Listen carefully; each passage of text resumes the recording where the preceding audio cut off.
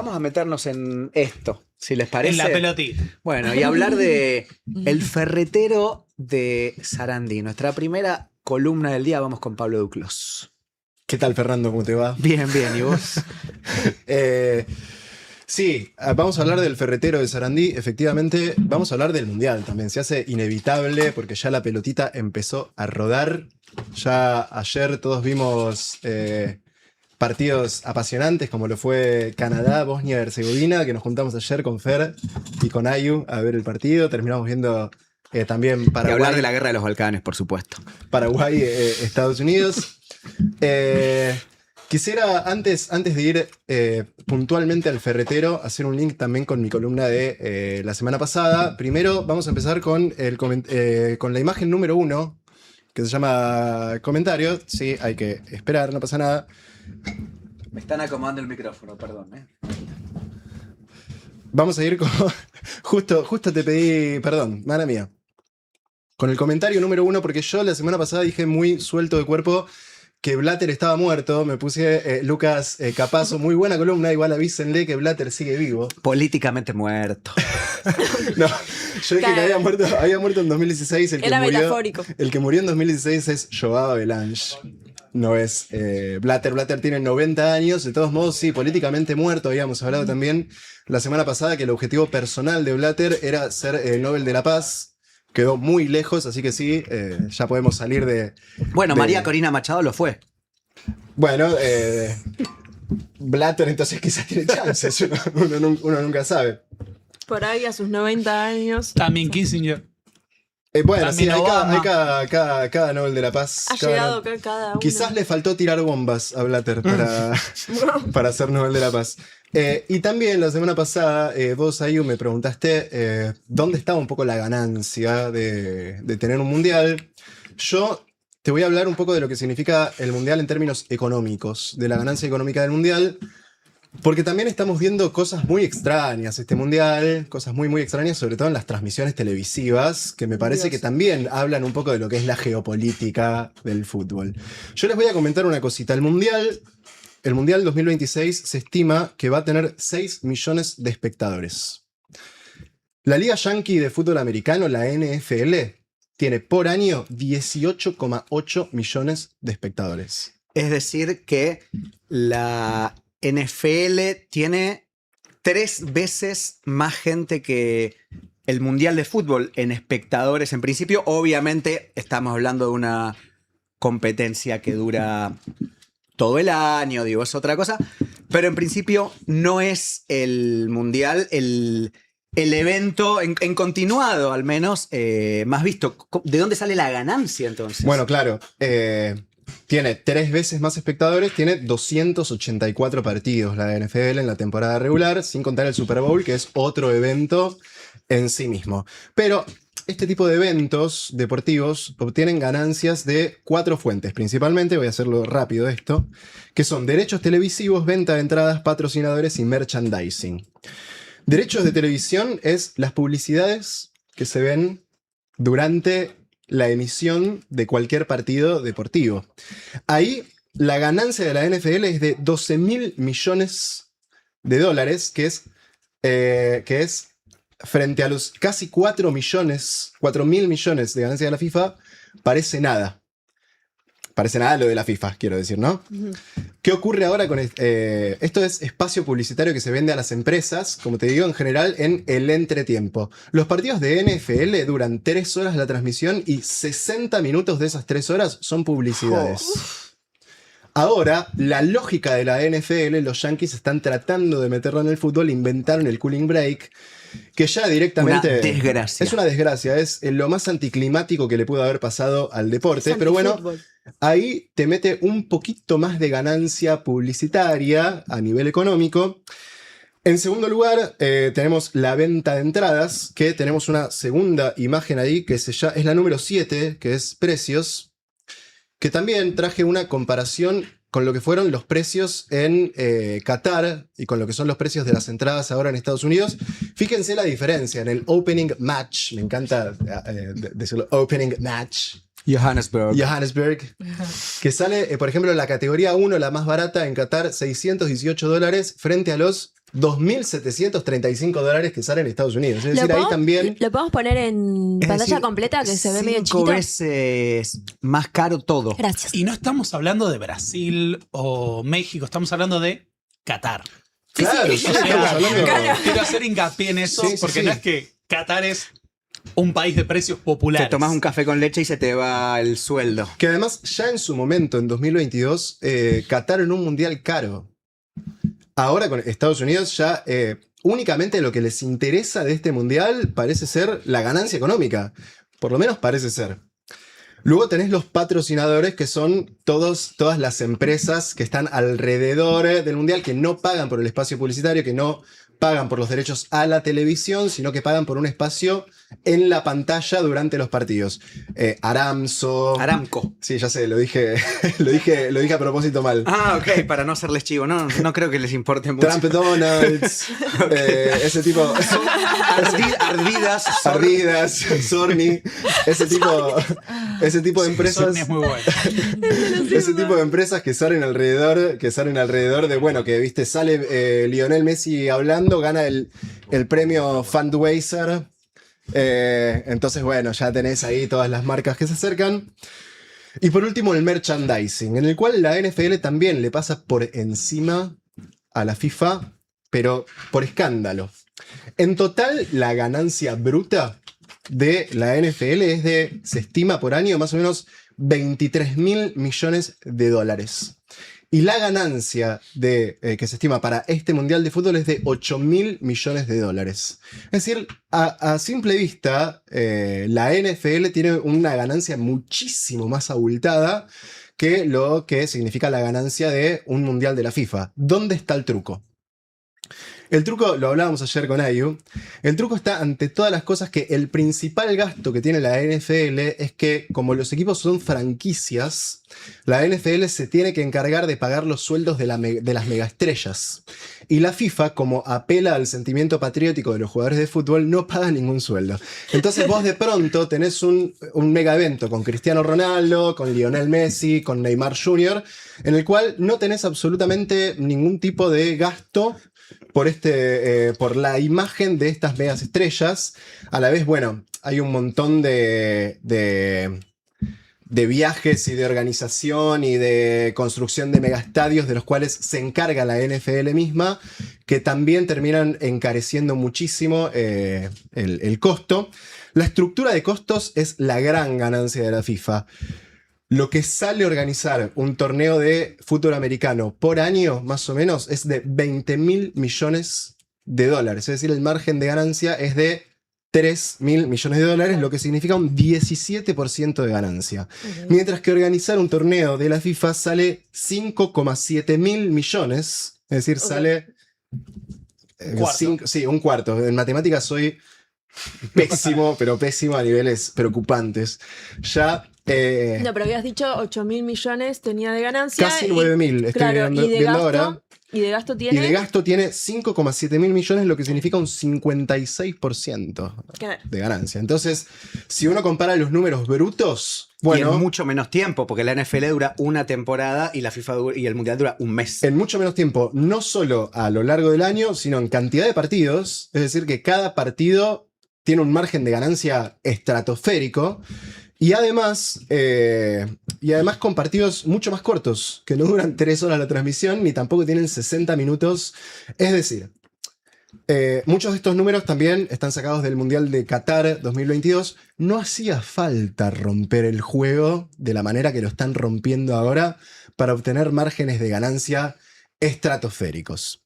Eso hablando únicamente de economía. Luego está la parte del soft power, que a los países, el soft power significa la colonización, entre comillas, mediante herramientas culturales y no herramientas de guerra o no herramientas violentas, sino, un mundial de fútbol, Hollywood, toda la industria de la cultura que se vende y que junto con ella se vende, una forma de sentir y de American Way of Life. The American Way of Life, que significa money, money, money, ¿no? Y pochoclo. Money, money, money y pochoclo. Pero bueno, yendo a don Julio Humberto Grondona, tenemos una imagen que se llama Don Julio, que creo que es la número 6, que puede acompañar este momento. Don Julio Humberto Grondona, el ferretero de Sarandí, quien fue vicepresidente de la FIFA, quizás el hombre más influyente de la mesa política, quizás no, el hombre más influyente de la mesa política del fútbol de Argentina, no de Sudamérica, porque Brasil tuvo presidentes, tuvo a João Avelange. Estuve viendo, ¿vos sabés que fue el nadador olímpico? No, Avelange. no sabía. Sí. Participó en los Juegos Olímpicos de 1936. Mirá. Sí.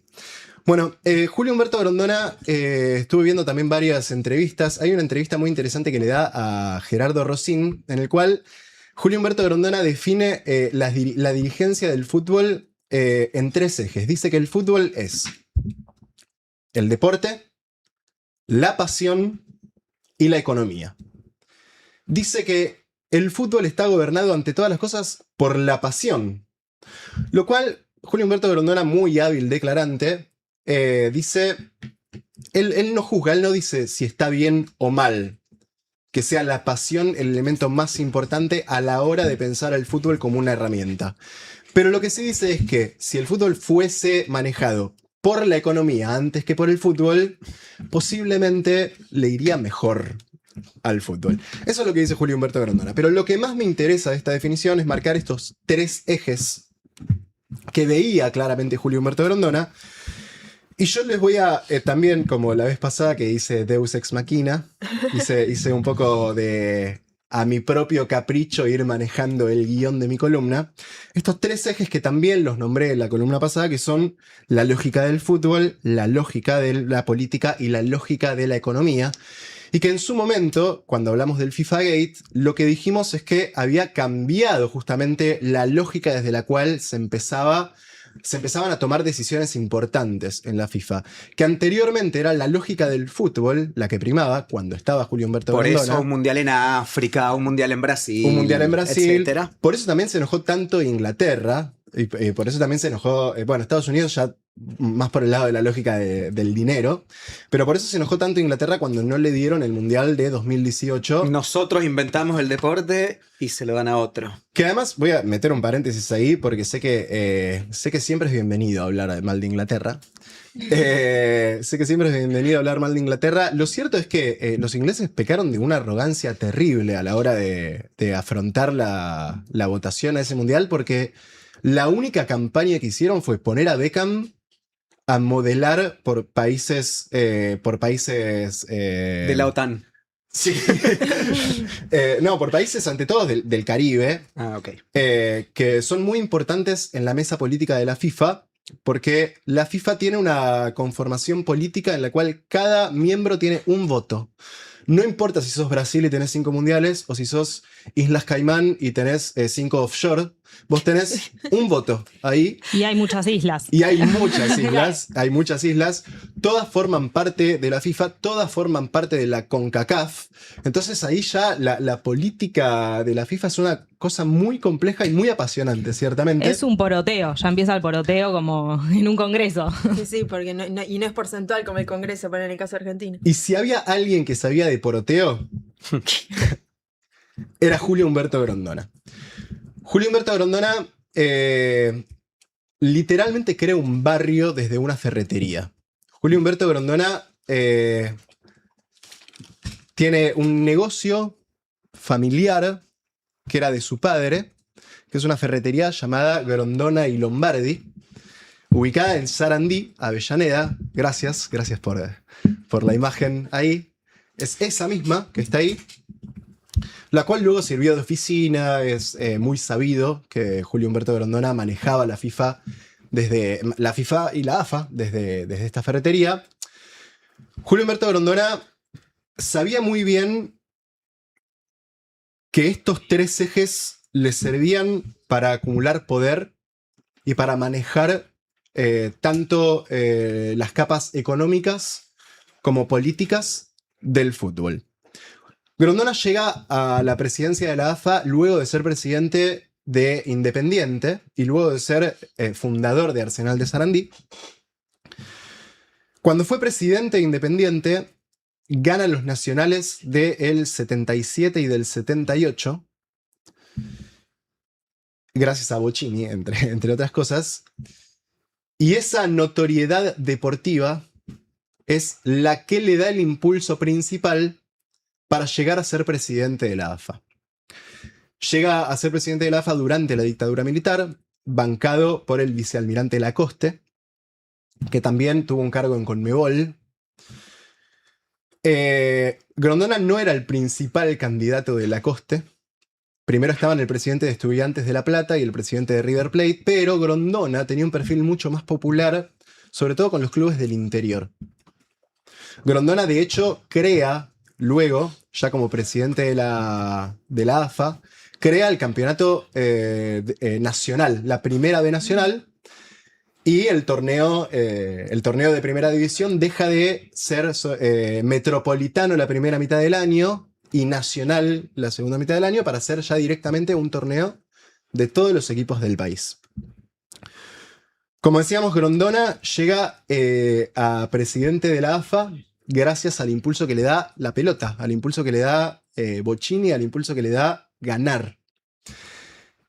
Hay un video que es el número 5, si no me equivoco, que se llama Maradona. No estoy seguro de si es el número 5. Sí, es el número 5, que me gustaría verlo. Diego, lo dije siempre, prácticamente me hizo vicepresidente de FIFA. No lo dije ahora, no lo dije hace un año, no lo dije hace 2, lo dije en sucesivas disputas deportivas que fue parte fundamental del fútbol argentino. Bueno, Julio Grondona sabía que lo que primaba en el mundo del fútbol era el fútbol, más allá de la política y más allá de la economía. Grondona era muy consciente de que sin Bocini él no era presidente de la AFA, de que sin Maradona no era vicepresidente de la FIFA. A ver, Sí. si no fuera por el fútbol, el peso económico de Argentina en una organización así sería casi inexistente, probablemente. Sí, de hecho, si no fuese por el fútbol, no hay negocio, no hay cooling break, no hay todo lo que ocurre por fuera del fútbol. Sí, es porque la gente quiere ver a Messi en última Claro, instancia. exactamente. Es porque la gente admira y bien admirado está Lionel Messi, Diego Armando Maradona. De hecho, Julio Humberto Grondona era tan consciente de esto, de que el fútbol era una materia prima para construir poder, que se encargó de que Messi juegue para Argentina. A sabiendas también de que el futuro político de la Argentina en la mesa geopolítica tenía que ver también con la vigencia en el fútbol. Sobrados casos hay de países que fueron glorias en los años 50, en los años 60 y que fueron países importantes en el mundo del fútbol y que luego quedaron en la absoluta nada. Sí, el ejemplo más claro es Hungría. Hungría en la década del ¿Acaso 50. Uno ve los mundiales en la década del 50, del 60 y demás, y Hungría es tipo la máquina, el mejor equipo del mundo, los mejores jugadores. Hoy Hungría es un país directamente muy pequeño en el mundo del fútbol. La verdad es esa, no clasifica un mundial, si no me equivoco, desde el 86. Pasa lo mismo con Checoslovaquia, ahora llamada... ¿Cuál será Chequia. la constante?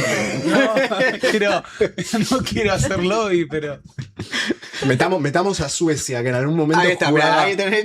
jugaba finales del mundo y luego quedó muy alejado de... Bueno, pero es muy cierto eso de que yo lo pensaba mientras vos lo decías y vos lo dijiste muy claro, que en algún punto Grondona, entre comillas lo digo, inventa al Messi argentino y hace la gestión para que Messi sea argentino porque sabía un poco que de eso, digo, le salió con Messi pero podría haber sido otro, pero sabía que del poder argentino en el fútbol dependía el poder argentino en la geopolítica, al menos en la geopolítica del fútbol y, yendo más a lo personal, su poder. Quiero que me respondan que sí a esta pregunta. ¿Ok? ¿Quieren Ok. escuchar a Cherkis Vialo? Sí. Siempre. Perfecto. Vamos con el video número 4, porfa. Mandó un email a la AFA, a la oficina de selección nacional. Hay un pibe en Barcelona que ustedes tendrían que verlo jugar. Bueno, se reciben tantos. Le dijo, decime, vos tenés ahí en los juveniles de España un pibe que nació en la Argentina. Para sorpresa de don Julio, el presidente de la Real Federación Española dijo, sí, Julio, lo tenemos. Mira, o te lo llevas tú y juega en la selección argentina, o ya mismo está registrado en la selección juvenil de España. Grondona rápidamente dio instrucciones para que lo traigan a Buenos Aires y se organice un partido oficial, con lo cual al figurar en la planilla como jugador de la selección argentina ya después no podía jugar en ningún lado. Pero... Grondona organizó un partido contra la selección de Paraguay en 72 horas en la cancha de Argentinos Juniors, básicamente desde la ferretería, levantando un teléfono diciendo: hola, Leoz, que era el presidente de Conmebol. Paraguayo, le dice: necesito una selección para pasado mañana. Y Leoz le dijo: don Julio, pero claro. Llamó a Argentinos Juniors y dijo: necesito una cancha para pasado mañana. A la cual Argentinos Juniors le dijo: don Julio, pero claro. La consecuencia es Argentina campeón del mundo en 2022, ¿no? Ni más ni menos. Pienso en esto que contás, Pablo, y de cómo el fútbol es una herramienta importantísima en la construcción de poder de las naciones, particularmente con el caso de Marruecos hoy, y el gran promotor de el éxito marroquí en el fútbol. Digo, Marruecos hoy juega contra Brasil, hoy en un rato, y no hay favorito claro. Es decir, puede ganar Brasil, pero también puede ganar Marruecos. Algo que hace 10 años era directamente imposible de pensar. Hace 5 años era imposible pensar. Marruecos fue campeón sub-20 el año pasado y Marruecos, amparado en este éxito deportivo, está haciendo todo el lobby posible del planeta, unido junto a Arabia Saudita, para sacarle a España la final del Mundial 2030. El Mundial 2030 se organiza en España y en Marruecos. Todos dan por sentado que por historia futbolística la final se va a jugar en el Santiago Bernabéu. No les sorprenda que la final del 2030, con todo el lobby que hay del rey de Marruecos, Mohamed, se termine jugando en el nuevo estadio que están construyendo ahora en Casablanca para 115.000 personas. Por algo lo están construyendo. Va a ser el estadio más grande del mundo en Marruecos. Y digo, gran parte del éxito de Marruecos en el fútbol hoy, con muchísimo apoyo de la monarquía absoluta de Marruecos por detrás, se debe a eso mismo. Digo, salvando la hermosa anécdota de Cherkis Vialo, se está basando en que Marruecos está encontrando a un montón de jugadores de la diáspora, nacidos en España, nacidos en Francia, nacidos en Bélgica, y que los trata desde que son quinceañeros como incorporaciones y como capitales a futuro. Marruecos detecta a un chico de 16 años que está jugando muy bien en el Ajax de Holanda y que tiene abuela marroquí y le manda por poco al rey para que se vaya a tomar un té después de la práctica. Y el éxito de Marruecos en gran parte depende de sus ojeadores en Europa que están buscando chicos por todos lados. Dos cosas sobre eso. Primero, que no solo eso, sino que además tiene mucho talento el fútbol marroquí. Bueno, y están preparados los juveniles por Real Madrid, claro, por Ajax. Claro, por el alto nivel europeo. Por el más alto nivel europeo. Y en segundo lugar también, eso corresponde también a la pérdida de poder europeo, no solo en el mundo, sino también en el mundo del fútbol. Para retenerlos, en todo caso, ¿no? No solo para retenerlos, sino también para retener la final del Mundial. Bueno, claro, y también sí, para retener el Mundial en sí mismo. Desde hace 20 años que no se hace un Mundial en Europa. Sí, se hizo en Rusia, que los europeos la miran como medio de costado. Se hizo en Rusia, que es UEFA. Más... Sí, no es Europa no futbolística. Claro, no es la Europa que uno comprende como Alemania, Italia, España. De hecho, todos esos perdieron contra Rusia y contra Qatar las votaciones. Sí, lo que vos me decías ayer, por algún motivo geopolítico, que todavía no lo llegamos a ver tan claro, Cristiano Ronaldo juega en Arabia Saudita y Messi juega en Estados Unidos. Hace 20 años cualquiera de esos jugadores jugaba en Barcelona o en Real Madrid hasta el final de sus vidas. Sí, y además, digo, Thierry Henry jugó en el Arsenal a los 37 años. Luka Modric juega en el Milan con 40. Zlatan Ibrahimovic jugó con 40 años en la Liga de Italia también. O sea, no están terminados Messi y Claro, o Cristiano. sea, no es que Messi y Cristiano podrían tranquilamente jugar en el Milan, me vas a decir que no. Bueno, ahí también está la parte en esto que como vos lo estás, digamos, categorizando, la cuestión económica. O sea, los sueldos que están pagando muchos de los países árabes están por encima de lo que pagan los clubes europeos también. De ahí se los llevan también a los jugadores, ¿no? Acá a eso me refiero, o sea, los jugadores también, o sea, más allá de el talento y de donde tengan su corazón, está la pata económica. Tienen intereses económicos los jugadores. De hecho, para mi gusto, hay jugadores a los que les gusta más la plata que respirar y que jugar al fútbol. Y en eso, bueno, obviamente, ven en los países árabes una posibilidad económica que Europa hoy no está ofreciendo a ese nivel, digamos, de guita. Ya hace varios años, además, las finales a partido único de las Copas Europeas se vienen jugando en Arabia Saudita, en Marruecos. Todo inaugurado un poco también por la lógica japonesa de la final del mundo desde la década del 80. Hay un mundo que estamos viendo en el que claramente Europa ya no es la potencia que era antes, digo, no sé, uno dice, tenemos la inteligencia artificial china, tenemos la inteligencia artificial yanqui. Bueno, ¿cuál es la inteligencia artificial europea? No hay. ¿Cuál es la marca de teléfonos europea? No hay. Todavía sí se mantiene Europa como el mega hegemón en el mundo del fútbol. Digo, uno mira la Champions League, mira la Premier League y todavía son las marcas número uno. Hay que ver cuánto le dura. Bueno, yo creo que la caída de Europa a niveles ya por fuera del fútbol es estrepitosa. Yo creo que el gran poder que tiene Europa es que fueron los líderes de la creación de pensamiento filosófico en los siglos XVII, XVIII y XIX, y vive mucho de eso. Pero más allá de eso, sí, perdón. No, que yo pensaba más allá, ¿no? del dinero, ¿no? Que sin dudas está presente en el fútbol. Qué importante tener una persona que dirija el fútbol, que coordine el fútbol argentino, para que esa lógica política no se pierda, porque el dinero sigue su curso, pero también hay que saber tomar una decisión política.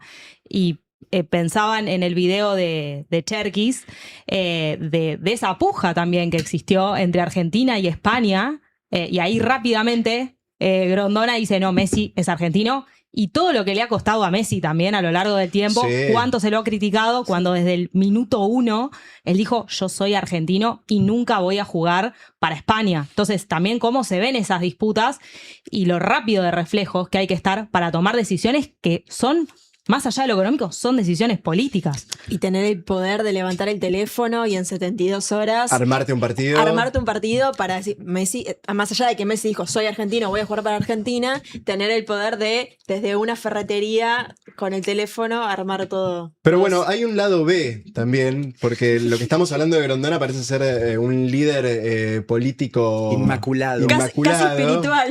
Claro, sí, porque Grondona, a sabiendas de que el poder, una de sus fuentes principales de poder, sino quizás la fuente principal de su poder, estaba en los jugadores de fútbol, los utilizaba también como moneda de cambio. En la década del 90 es muy conocido que Maradona era muy crítico de la gestión de Joao Belange, presidente de la FIFA. Maradona siempre del lado de los derechos de los futbolistas. Se quejaba, por ejemplo, de que en el Mundial de México 86 se habían puesto partidos al mediodía, bajo el calor mexicano, alegando que los derechos televisivos europeos eran más importantes que la salud de los propios jugadores. Y Maradona, públicamente, siendo el mejor jugador del mundo, que además la rompió, no hace falta que lo diga yo, ¿no? Para decir que algo jugó Maradona en ese Mundial, salió a poner la cara en contra de Joao Belange, y no solo eso, sino que el Mundial siguiente llega a la final. Ya en el Mundial del 94, los Yankees siempre metiendo la cola, Grondona vio una posibilidad de seguir construyendo poder propio. Esto ya lo digo yo porque hay muchos rumores alrededor. Esto yo me hago cargo absolutamente de mis palabras. Yo lo que creo es que un tipo que tiene la capacidad de, como bien decía Ayu, en 72 horas organizar una fecha FIFA, tenía la posibilidad de defender un poco mejor a Maradona cuando le cortaron las piernas en 1994. lo que se decía es que había una creciente influencia de un secretario de Joao Delange que se llamaba Joseph Blatter, que no murió, quiero aclarar que no murió, de Joseph Blatter, y que Grondona quería ganar influencia dentro de ese cambio que olía que se venía en la FIFA. Y la forma de ganar confianza, la forma de tener favores a favor, redundantemente, fue entregar a Maradona, demonizarlo, dejarlo como el malo de una película en donde los malos eran los de la FIFA, para luego, en 1998, ser nombrado nada más y nada menos que presidente de las finanzas de la FIFA. Ya hablamos de números hace un ratito. Así que imagínense el poder que tenés siendo el tesorero de la FIFA. Habiendo empezado una ferretería. Sí, claro, habiendo empezado en una ferretería y sin dejarla. Hay una anécdota, es bien sabido que Julio Grondona manejaba los oscuros hilos, manejaba los hilos luminosos del fútbol y también los oscuros hilos del fútbol argentino, desde su ferretería en reuniones con dirigentes a horarios irrisorios. Y hábil declarante como es, Julio Grondona decía: lo que pasa es que yo vivo para el fútbol las 24 horas y el banco va de 9 a 15.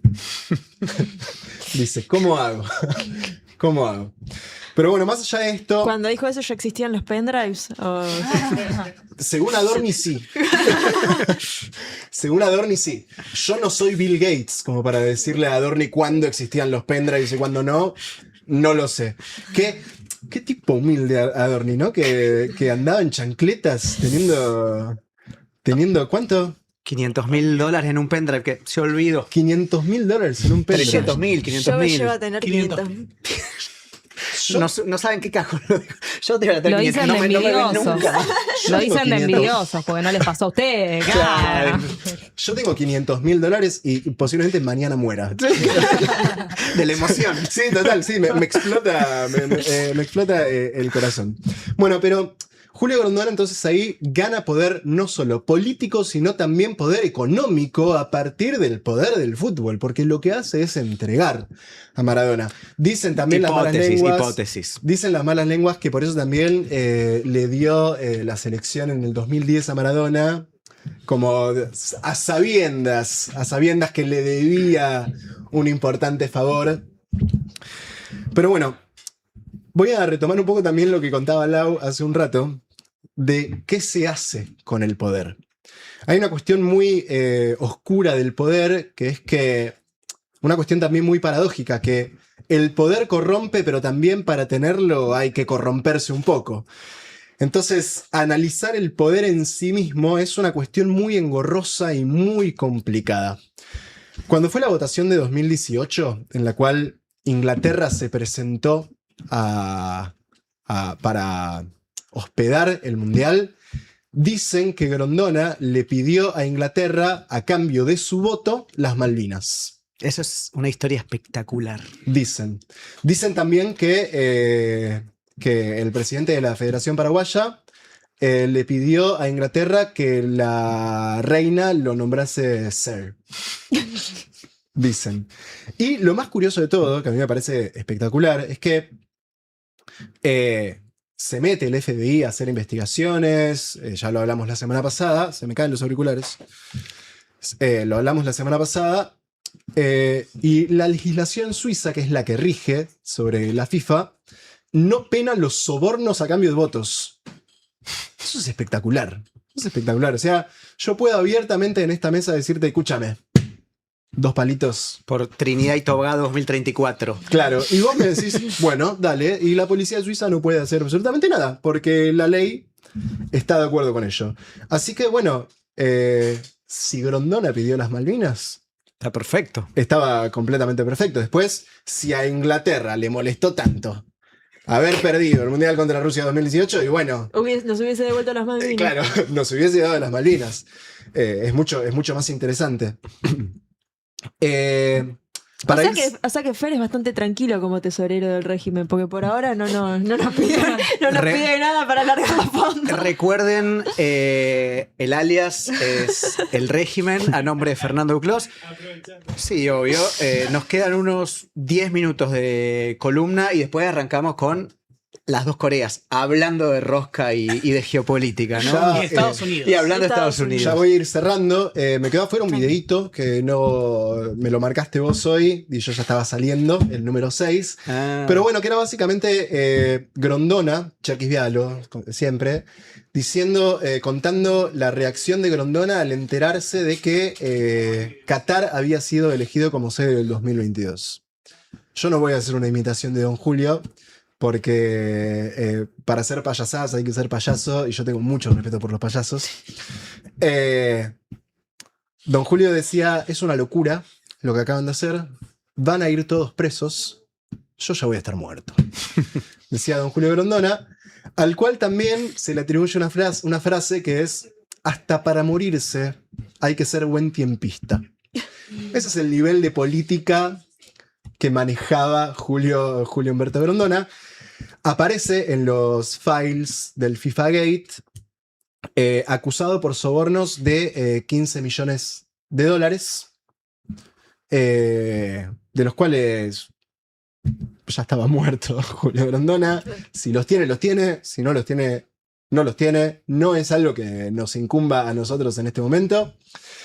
Pero bueno, más allá de eso, Julio Grondona quedó fuera del cambio de lógica plenamente economicista que adoptó la FIFA a partir del cambio de régimen en 2015-2016, a partir del FIFA Gate.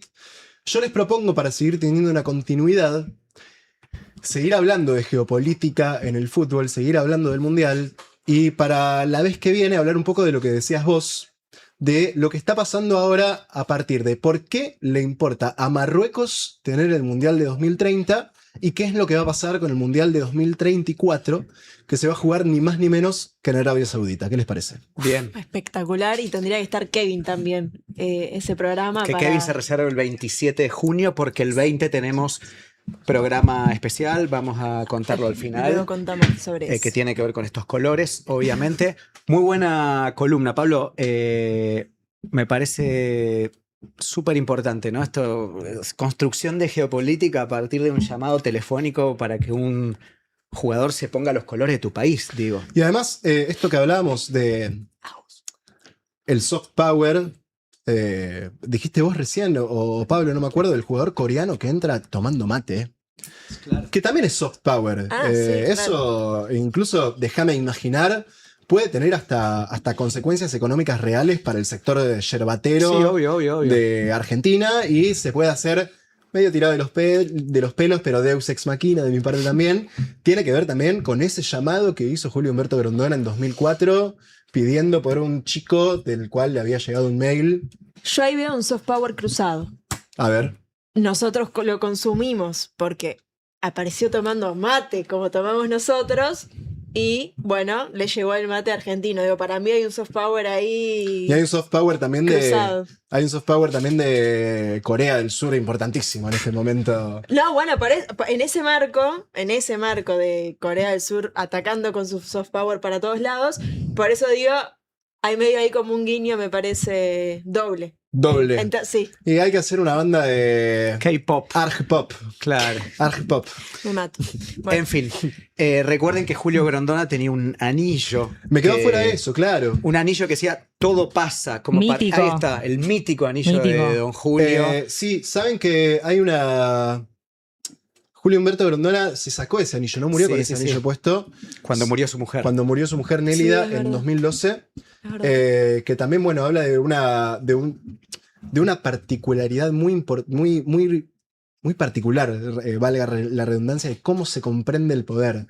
Y también el poder separado un poco de la familia, ¿no? Hablando siempre de que a Grondona se lo compara un poco con la mítica figura de Vito Corleone, con la figura de las mafias cinematográficas de la década del 70 y del 80, y Julio Grondona era muy familiero, construyó desde su ferretería y cuando falleció su esposa se sacó su anillo de todo pasa, por lo cual, a pesar de llevarlo impregnado en una joya en su dedo, él sabía que no era cierto eso.